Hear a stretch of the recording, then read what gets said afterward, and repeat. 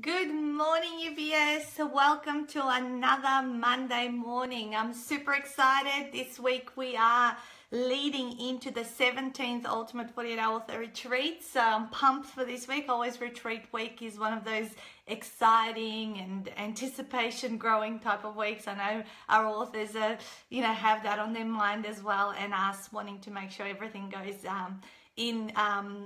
as it should. So while I'm starting this call, I'm going to do something different this morning and share it in a couple of spots because I've got my computer opened up here.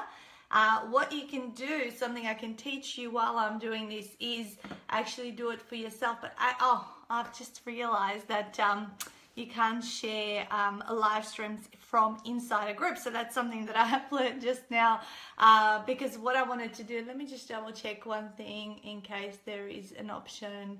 No, there isn't. Okay, so I should have started this call on my personal channel and then shared it obviously into UBS and Author Your Way to Riches. So we'll go like this today, and next week I'm going to share it across from my personal channel, and that way if you are live streaming, you can get your call obviously seen in many different spots while you're live.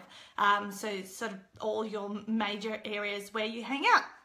So this morning's topic is my 60 name, 7 mistakes small business owners make that lose them sales. So we're going to hit the call off in about 3 or so minutes, right at 9 o'clock, as I always promise.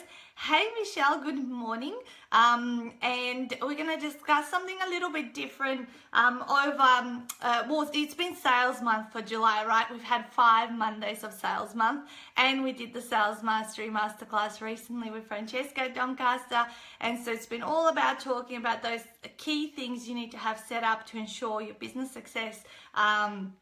And nice to see you. Nice to see you. I see that all plans are in place, Michelle, for the US trip. I'm so excited for you. You're going to have the best time.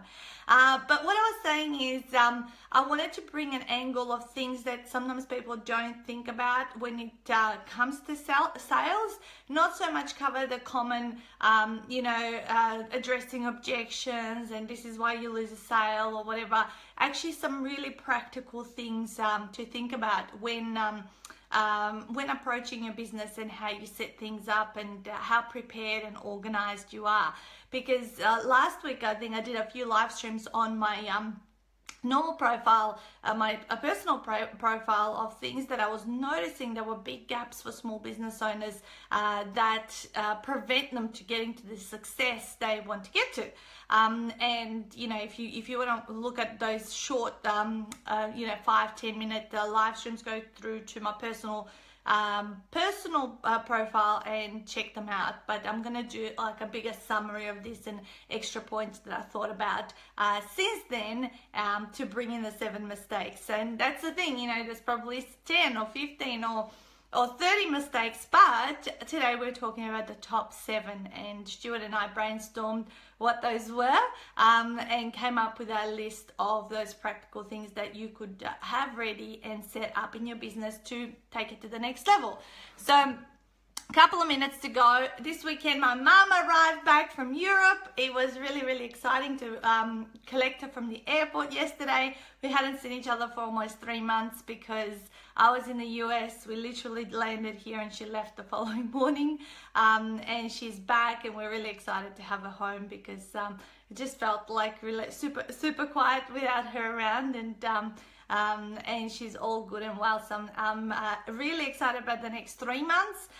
We're entering, as of this week, being retreat week, we're entering a crazy period of national tour around Australia, visiting 2 new cities, being Newcastle and Sunshine Coast. And we're also leading into the next group book launch. The next group book launch will be in Brighton. So if you're looking for an amazing networking opportunity, join us at the deck in Brighton on Friday, the 8th of September. I can post some details up about that. Anyway, all right, I think the clock is about to strike 9 o'clock. Hey sis, nice to see you. Morning, Amy. Here for 20 minutes before you got to run off the beginning. You can catch the end to this afterwards. I know you are a regular on our UBSLive calls. Okay, so let's get stuck into it, you guys. You're on a plane to fly to Townsville. All right, bye sis, have a safe flight. Okay, here we go. I'm going to put my other computer right here because I've got more written. We don't have a PowerPoint. So the 7 mistakes small business owners that make them lose sales. All right, let's go to number 1 is a lack of prompt follow-up and responsiveness. So I see so many times, and this has happened to me and how I experience it from the other side of the equation, is you inquire with someone about their product or service, and then you have to wait 2, 3, perhaps sometimes longer, 2 or 3 weeks to get a quote back, to get some response back from that company or person about their product or service. And I kind of think, well, I don't know, because one of my top values is fast. And you guys know I like to do things fun, fast, and create fame and make people feel like a family. And when someone leaves me without giving me an answer about their product and service longer than 24 hours, they generally have lost me as a client. And I know in today's world, being very, very instant gratification and super fast expectations, this promptness to respond, like pretty much if there's an inquiry about what it is that you do, you absolutely drop everything and go and action that inquiry. You know how there's the quadrant of what's important and what's urgent and all that sort of stuff?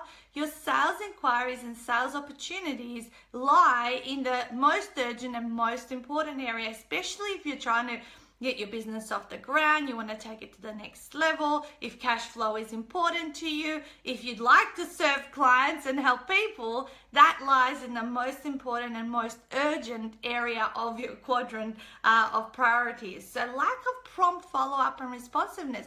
And or someone will send you something and then they don't follow up, or they don't touch base with you. You know, we made a point of doing a fun little exercise in the masterclass where people needed to ask for their money back 6 times, up to 6 times in order to get their money back. Yet often we see people only ask once, or not even once, or don't even send through any information. So how do we overcome this mistake? Make it your goal that in under 24 hours you will get back to anyone that, so also this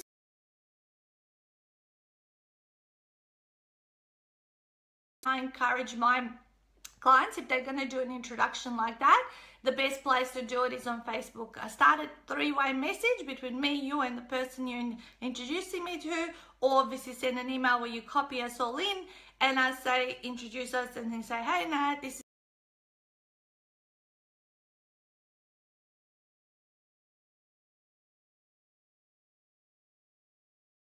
potential prospect immediately. So work out what your system is.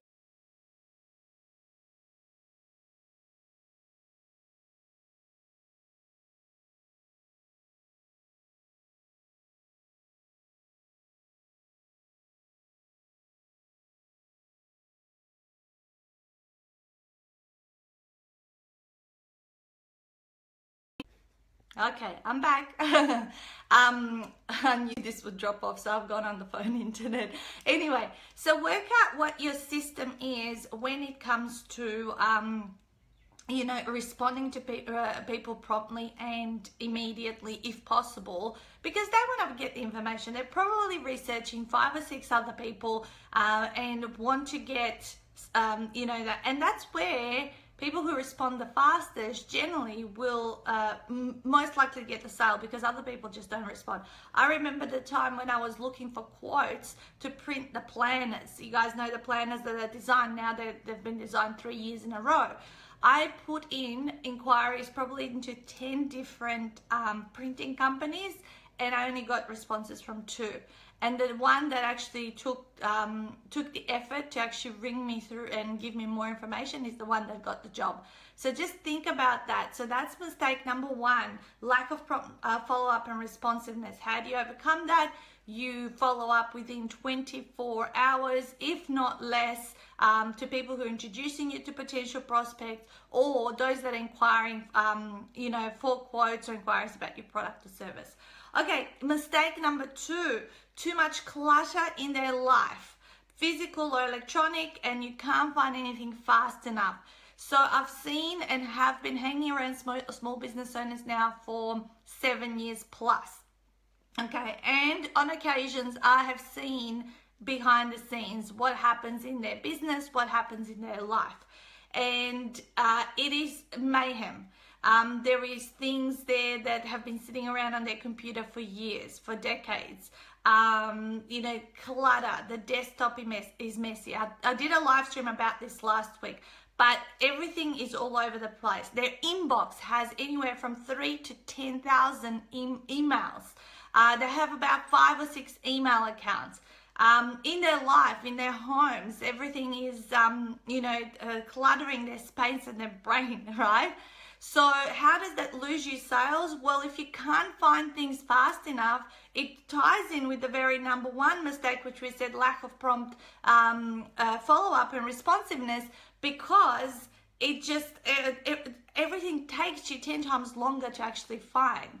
And often people, and Francesca, who was on the call just earlier, says, I can't believe you went on 5 years in your business without having a virtual assistant. And I kind of think I know the answer to that, and why I did and how I did it is because I actually am super decluttered. I declutter my computer pretty much daily, just as I go along. Amy's saying my blog that's been published this afternoon is about desk clutter and how to negatively. Yeah, absolutely, Amy. So, I declutter my house every 6 months. I do a big one around Christmas when sort of we're leading into the Christmas period, obviously to make space for all those new toys and presents and stuff, because I don't want kids clutter either. And clothes, every 6 months about this time in the winter when there's a long weekend. I mean, just last weekend we went through like drawers and things where things build up. And in the summer when we're on a road trip, I also go through my full computer and files and go. So there's kind of like a regular cleanup and purging of unnecessary information, putting things and systemizing things, because ultimately when I do sell my business, I want to have everything, pretty much 80% there, and then probably tidy up another 20% of stuff, to get it ready to do that. So too much clutter, it's wasting too much time when you could be making extra sales, but also where you could be finding the documents that you need to send to those inquiries promptly. Because I've sat there with people, I go, okay, where's this document? And I'm kind of thinking they're going to go, and find it. And then we're 10 minutes later sitting there still searching through the computer to find a commonly, a document that should be commonly found. So how do you overcome this? Well, you need to make a schedule. You need to stick it out. And as Amy would tell you, you don't start super large. You start small and just chip away at it, because that's how you eat a big elephant, as we know. And you chip away at it a little bit at a time, little area, one drawer if it has to be, but small little actions every single day will keep you in check. And that's how you'll be able to also save money, because you won't need to hire extra staff to help you with your business, because you'll be able to do it. Even if my VA disappeared overnight, I could take over from her quite easily until I train someone up to do the task. I can still do those tasks, but I choose to have a more leisurely lifestyle right now today, because I've got it set up to the point where other people can take over those tasks. Okay, mistake number 3. It is a lack of readiness to close the sale. Okay, so what I mean by lack of readiness to close the sale? Well, people don't have their agreements and paperwork ready when the moment is there, right? Because I've seen it many times. Oh, I'll email you this, I'll send you this. Yeah, it's fine. Sometimes people might want to request it through an email and all that. But have your physical documentation in front of you. So I've got a folder that has, I wonder if it's right here next to me. Yes, it is. Okay, so this is my folder. It's just like a little display book. And in this display book, this is the one that I would take to my half-day event. And it says event forms for interstate trips, but it's really my event forms. On the first page, I've got my agreement, a hard copy of my agreement printed, because if that potential author wants to sign up, hey, let's not go back and forward with 3 emails trying to get this agreement back. I've got the hard copy. I'll then scan it for you, send it to you, and it's done and dusted. I've got my qualifying sheet here. I've got my congratulations sheet, which is my my steps of what they need to do once they have committed. It's like getting them started and telling them what they should do next. It's the exciting sheet, if you like. That makes it all exciting. And of course, right at the front here, we've got like our offer or packages or table of value, which shows them exactly what they get for what they're committing to. So that's how I keep it. And when I need to, when I sit down and qualify people, I go and you know, I have all of this ready. Oh, here's what we need. And if I need to leave them to read the agreement, I might go do another qualifying chat. Then I come back. Are there any questions and all that sort of stuff? So it's really important to have your documents right then and there, always with you, right? Even if you're going and meeting people in different places, have it, carry it in your bag, and have everything that you need in hard copy as well as soft copies. Of course, you can send them soft copy, but it's really nice when you have something tangible. So that often can make someone commit right at that moment and follow through with their commitment, and the sale has been done, and you don't have to wait for an email and all that sort of stuff. If this is resonating with you, ask me questions or comment just below, because I'd love to hear what you guys think. So recap for those, there's quite a few people have joined as we've been talking. Mistake number 1 was lack of prompt follow-up and responsiveness. Mistake number 2 was too much clutter in your life, physical and electronic, and you can't find anything fast enough and you waste so much time. Number 3 is lack of readiness to close the sale. So no agreements or system set up on the spot. So this is the system to have set up on the spot. Okay, let's go number 4. Number 4 is a failure to invoice fast enough. Okay. So what I mean by this, and actually I've come across this 3 or 4 times in the last 2 weeks where people go, oh yeah, I've had 3 people say yes to me and they're going to come to my thing and da da da da and all that. I go, oh cool, so everything's ready to go. You go, no, I still have to invoice them and get the deposit and all that kind of stuff. And I'm like going, hang on, kind of the invoice should go the moment this gets, the paperwork gets signed up. Hey Megan, you know, all your stuff needs to be, you know, pretty much sent out in under those 24 hours on that same day. They've committed, they've made everything. You send it out to them, because then their deposit or whatever needs to be paid. Yet I've seen people count something as a sale, yet they haven't invoiced or received a deposit. I always say to people, it ain't done until, you know, the saying how it goes, until the fat lady sings. And so many times I have gotten, in the past, this is earlier days when I didn't know, you know, better, I had gotten excited that something, yeah, it was a shoo-in. However, until that deposit is paid, until that agreement is signed, you do not celebrate, and it's not really a sale. So failure to invoice fast enough is actually what's going to hold you back, or perhaps create that space for the person to go, yeah, maybe, you know, change their mind and all that. Amy's saying, keeping my client forms in a folder, going to set this up today. I currently keep them at my desk, but don't take them out. I will from now on. There you go, Amy. And Amy, you guys, is a super action taker. She's always here every Monday morning at 9 a.m. And then she walks away with her couple of gold nuggets, and guess what? She puts them into action, because I don't come here every Monday mornings to preach at you. I come here that you hopefully will pick up one insight for the half an hour that you have spent with me, or one action, because I love giving really practical tips to people. This is why we're talking about this today. Over just, you know, talk about fluff and all that kind of stuff. So I trust, you know, I want to hear at the end of it, or if you've heard something so far, what's the one action that you will do to change how quickly you make your sales. All right, let's go to number 4. Number 4 is no date set or known for when programs and events are running and committed to. Now, I know that's a mouthful, but over here on my, let me see if I can turn this over here. You guys can see my whiteboard, my calendar whiteboard.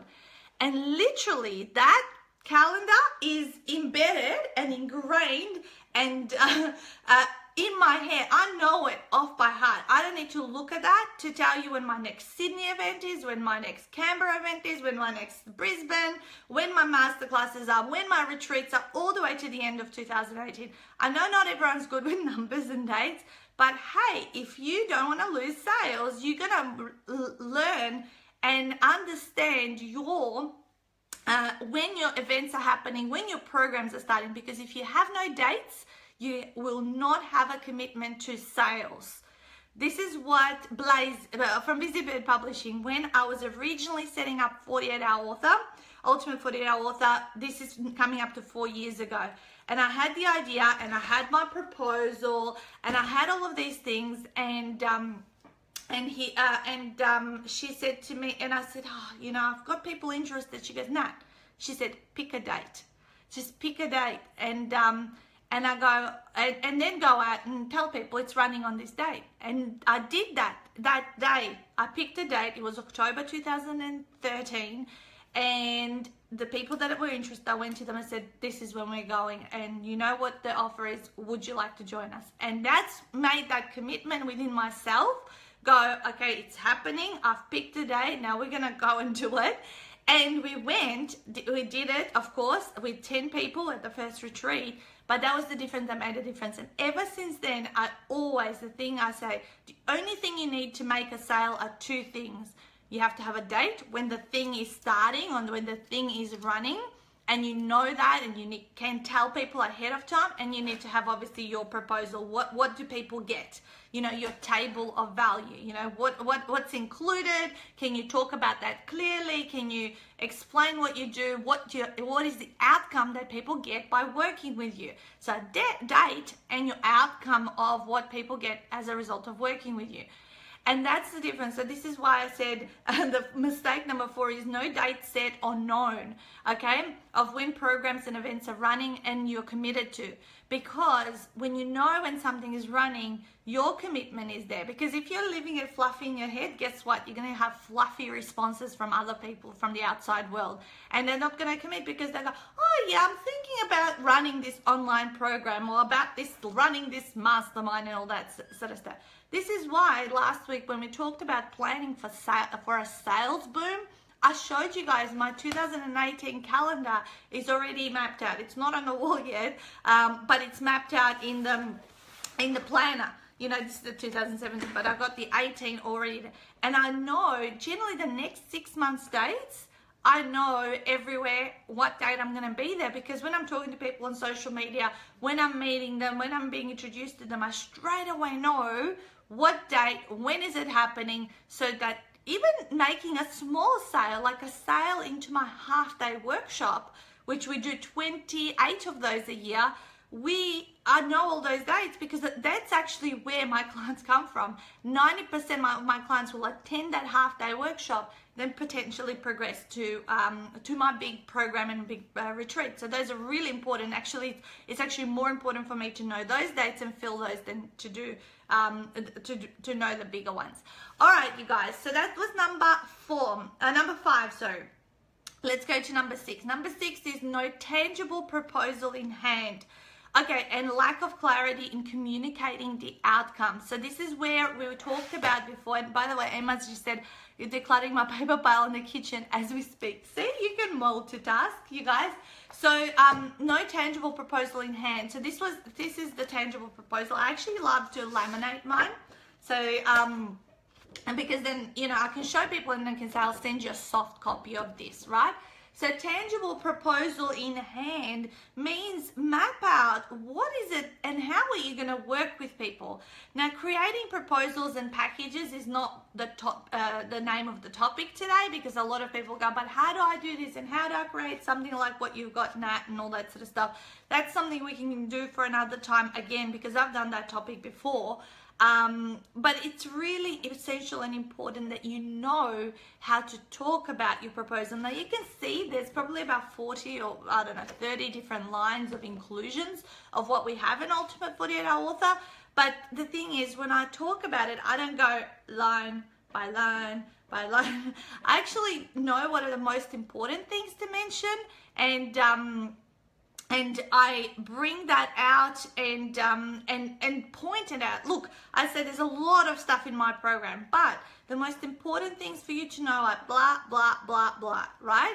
And then, and I go, these are the 3 different levels, and this is the one that most people will do, and I'll explain the others as well, but I'll obviously talk about the one that I know is recommended and what I think they should do as well. And so I always carry this around. I have a couple of these. Sometimes I do events with my husband, Stuart, and we sit down and he's got one and I've got one. And we can show people, because then it's tangible. They can take a photo of it if they want to on the spot. It's really important. You guys know that I always urge people to have physical stuff with them. The hidden value or the intangible value of having physical things with you is so important. You know, that's why I get people to write their own book, because it's their business card on steroids. That's why I've been telling you, have your agreements physically printed. You know, you don't have to carry 100 of them. You can carry a couple. You know, have this tangible as well, because these are tiny little adjustments that you can make within your business that will just bring you results rapidly, and then people will just commit because they can see it right then and there. It's happening. We can start right now. Let's go and let's do it. And then you can go and celebrate after all of that. Now, at the same time, while we're talking about you know, tangible things, can you also on the spot take a payment? Okay, there's so many different ways. You know, I've got a little dongle. Hang on, let me show you. I call it a little dongle. It's my bag here. My little ANZ attachment that plugs into my phone, and this can take savings, check accounts, and obviously Visa, MasterCard, and I could use it in the US as well. So this is actually how I took my deposits, plug it into my phone, and all gets paid out into my bank account through it. And so, you know, have you got something like this that you can take that deposit right on the spot? Folder created while I listened. The beauty of being organized is I had a folder and documents on hand. Great tip and easy to action. There you go, Amy. Awesome. So yeah, payment ways as well. I mean, I think also on the computer, like if you can hook up your computer to the internet, you can do like PayPal, or we've got Stripe accounts. I know a lot of people take payments through Stripe. Like, are you organized in that way? It doesn't have to cost an arm and a leg to get organized. I think this is only $10 a month to have. Okay, last one, number 7. Is no long-term follow-up, right? So what do I mean by this? Okay, so not every sale that you're potentially going to make is going to happen right now, right today, when you've had that conversation with the person. And this is the biggest one, and this one takes the most effort. And it is have been a proven fact that it takes 10 to 12 hours of content for someone to be ready to do business with you or to buy from you. Okay, so what do I mean by that? So what are you bringing out there into the marketplace? And Amy, who's on the call tonight, is one of our highest contributing members in Ultimate Business Support in terms of posting valuable content. She's got her amazing podcast now, which is The Art of Decluttering on iTunes in the top 20. Like, they've been skyrocketing with her partner Christy, I think, doing that particular podcast. And why did they do it? Because they're building content. They're building hours upon hours of content. Why am I live streaming now for free? Like, no one's paying me to deliver this content. Because week after week I come here for half an hour at 9 a.m. and I come and teach people stuff, and I don't hold back. Right? I've written now 8 books. You know, I've got the other day, oh my God, you guys, I looked on my YouTube channel and I've got over 900 videos. Now, they're not all public. About 200 of them are secret. But I've got over 900 videos uploaded to my YouTube channel. Now, that's massive. Now, so what I mean by this, so the mistake is, just because the sale doesn't happen then and there doesn't mean that maybe that person just didn't have enough trust, know, and like with you as yet, right? So now, if you connect with them somehow on social media or you have them on your database, how will you do the long-term follow-up? You don't have to do it by contacting them or talking to them. You just need to lead by example. You just need to step up and just deliver amazing information about the thing that you solve, the outcome that you help people achieve. And that's the stuff over a period of time. If that person is still curious and interested and really liked what you had to say, they will watch you quietly in the sidelines or somehow observe what you're doing. And one day you may get this email or Facebook inbox message or phone call, and the person will be inquiring about doing business with you, and you'll kind of go, where did this person come from? Or the sale may come through 2 or 3 years later or months later, and you kind of go, oh, that was super easy. I wish all of them were like that. Well, I can tell you, a lot of the time when I do the background research as to how someone has come into my Ultimate 48-Hour Author program, which is a high-end investment program, right? There is always a history of steps. This is what they say to me. They say, Nat, I've been on so many webinars that you've hosted. I've watched lots of your YouTube stuff. I've been following you on Facebook for a long time. I did this and that. I've been reading your emails. I've been on your database. All of that kind of stuff. And I'm like going, oh, okay. So it wasn't really that easy, right? Because you need to put yourself out there and actually voice the passion that you have. Now, a lot of the time, I don't purely talk about writing a book in 48 hours, okay? It's a simple system. There is so much more to do. So the stuff that I'm teaching right now, it's the stuff that has to be remembered by my authors, and all of it, all the small business building stuff that I teach outside of writing the book in 48 hours is actually the stuff that my authors must follow if they are going to be successful with their book. Just because I always say, just because you want to write a book and you are going to write and you'll finish it, no doubt, but just doing that is not enough. Yes, it'll be your business card and steroids if you utilize the content, if you do the strategies that go in within it. There is a combination of strategies that you need to do to make a book a success. It just doesn't happen just because you've got author next to your name, or you show people your book and all of a sudden they fall in love with you. So I trust that has been valuable and useful for you guys. So let's go through, for those of you that joined late, I'm going to summarize the 7 mistakes small business owners make, and quickly give the practical solution to each of them, because do one. I'd like to know, comment which one you're going to do. Number 1, lack of prompt follow-up and responsiveness. So make sure that you, with under 24 hours or within a few hours, drop everything. It's most urgent, most important to respond to people who inquire about your service and to get back to them. Number 2, too much clutter in your life, physical and electronic, and you can't find things fast enough. As I said before, make a system that you regularly have, whatever time of the week, whatever time of the day, you declutter small areas. So once you're done, you can manage it and maintain it and have a nice clean head, life space, and find things super fast, therefore not needing to hire extra staff and have extra cash flow in your pocket. Okay, number 3, lack of readiness to close the sale. So we talked about my little book here, having the agreement in there, all different forms that you need to close the sale, physically and tangible, ready. Failure to invoice fast enough. Have your system set up, have the invoice done and dusted, have your payment gateway ready to go to take a deposit, because it ain't done. The sale's not done until the fat lady sings, as they say.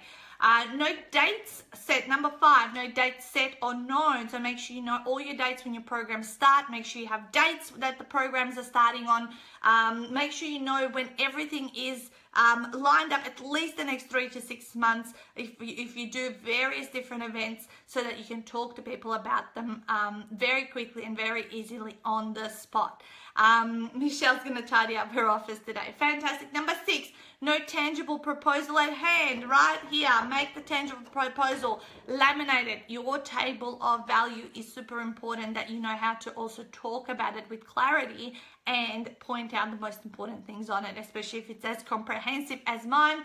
And number 7 is no long-term follow-up. So how are you building your 10 to 12 hours of content that people will need to consume with you before they're ready to buy? You know, are you writing blogs? Are you creating video? Are you sending emails to your database? Are you live streaming on social media? Are you doing a podcast? What are you doing to build up those hours, and how are you consistently turning up?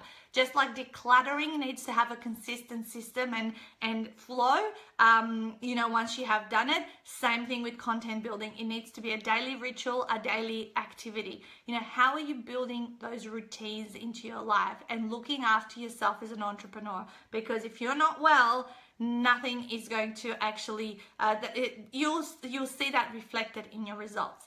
So I trust this has been valuable, you guys. It's been long-term follow-up is my area of growth. There you go, Amy. Trust this has been valuable. Comment beyond this video, because we do now, guess what? We're going to get it off UBS. We're going to share this video in lots of different areas. We're going to put it up on that YouTube channel. It's going to be embedded into a blog so that not just whoever was here live ends up benefiting from it, but it's going to build my 10 to 12 hours across all sorts of different platforms where other people may not have access that from the first spot where it went live, you know, today. So so what's my call to action? Let's finish again on a call to action. So there's a ton of things actually, you guys, coming up, and to make it easy, I'm going to post a couple of links below this video. As I said, our massive group launch, 12 authors launching at the deck in Brighton's coming up on Friday, the 8th of September. And then we've got the full national tour of Ultimate 48-Hour Author events. So I will post that up. I'm going to every state, probably every city, not every city, but lots of cities, you know, around Australia coming up. And I'd love to meet you and see you at one of those. Have an awesome week ahead and smash it out. And we're off to retreat this weekend. Bye, guys.